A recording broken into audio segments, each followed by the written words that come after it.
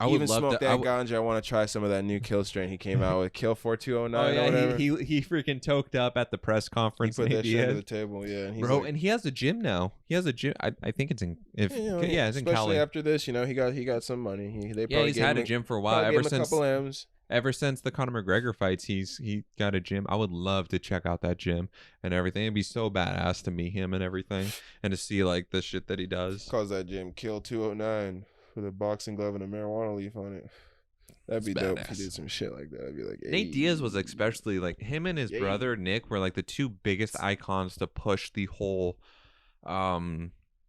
push for legalizing marijuana and the aspect of the benefits it has for performance athletes, especially in regards to recovering. You're not having to go through all this other shit. You don't have to worry about taking as much prescriptions and shit like that. And you have medicinal marijuana or even just CBD that's able to provide relief, reduce stress, help with muscle aches and a lot of the issues it's recovering in the cure after for a fight. cancer. You know, it's definitely a healing type of medicine. There's shit in it to help heal the body for people that have really fucked up body nerve damage. It helps with muscle fatigue. It helps reduce pain, chronic pain. It helps. It doesn't. It's not chronic. It's not. It is the chronic, but I mean, it's not chronic to just getting you stoned or just being a brainless zombie that just you can't do shit. Those are stoners and legitimate medical benefits. It can literally help. It could literally save your life. Is what I'm trying to say. It could literally save your life. If it came down to you could actually go on YouTube and there'll be like people that have like really severe seizures daily,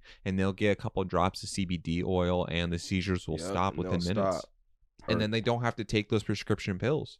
Cannabis oil, that works too. Yeah, because then you don't have to rely on all these medications to constantly keep you from functioning properly, and then it comes with all of its own side effects. But then whether you're a performance athlete looking for the recovery use of marijuana, or you're just using it for actual medicinal use if you have epilepsy, like there's a reason why medical is so strong and so expensive, because they're charging or it's so cheap, because those people literally need they need it.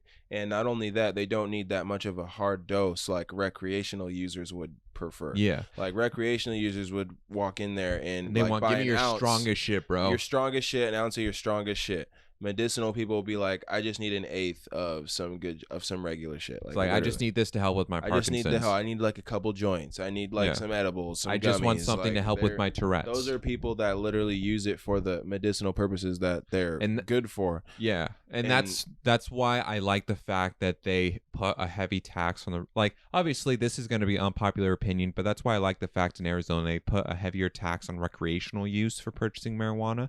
Because if we're just going to leave that to be cheap, then the recreational users are going to exacerbate the supply chains. And then for the people that truly do need it for medical reasons, whether it's arthritis, Parkinson's, or anything else, neuropathy, multiple sclerosis, they won't have the resources to help treat it. And then they got to jump back onto the prescription medication because, oh, guess what? We don't have this natural herb to help. You gotta start going back to the pills and all that shit, and no one wants to do all that. And once you get on the pills, it's so hard to get off of it. Like, yeah, I know it's a damn tragedy. I know so many people that literally, like, even some celebrities, like, you see them struggling with that shit. That shit ain't no joke. That shit's not a joke, man. That shit makes you feel some type of way, and you want to keep doing it. It's like, okay, well, this is what's gonna happen, you know what I'm saying? So it's like some people do it so much they don't realize that their body can't take the overdose. That's when it happens, and you die. Like, you know what I'm saying? Like, but like Mac Miller, for instance, they found traces of fentanyl in his system. Why he would put fentanyl in his body, I don't know, because obviously that's something that you can't consume to get you high. That's like something to put you to sleep or for medical reasons, legit medical reasons. Yeah, it's usually they give you a really dose of fentanyl that puts you to sleep to do surgery on you. A small dose. They said even a little bigger dose of that small dose, the doctor said that would kill you. When I had surgery on my hand, my hand right here, she said that would kill you. That's too much. It's just way as bad. Too much. It's like, if it's not just as bad, it's worse than opioids. And so, like, if you have a natural herb, you have CBD, or you have just medical marijuana, you're not having to rely on these prescription medications to keep you ticking and going.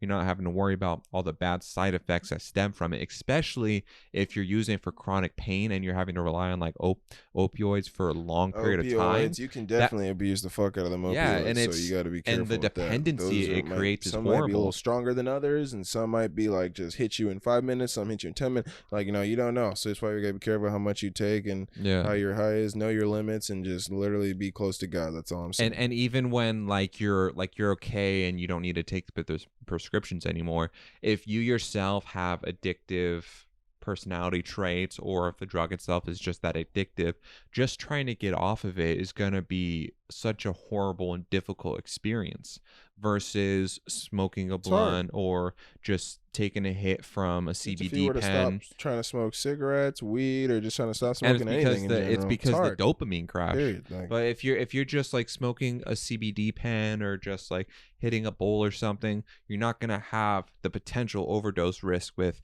opioids, prescription drugs, God, no. and you're gonna Excuse have me. the recovery from it. Like Oh, there's a God, reason no. why Nick Diaz have pushed and used it so much during their recovery period. Do you see how much damage they take? You know why they could keep taking? Because they get that chronic. Because they get But that no, it's good. because they also I see understand Santa Claus. marijuana I can see have France medical and London and benefits. China all at one time while I'm taking a ride on Mario's back with Puff the Magic Dragon, watching Yu-Gi-Oh on a Sunday night, eating a bowl of cereal.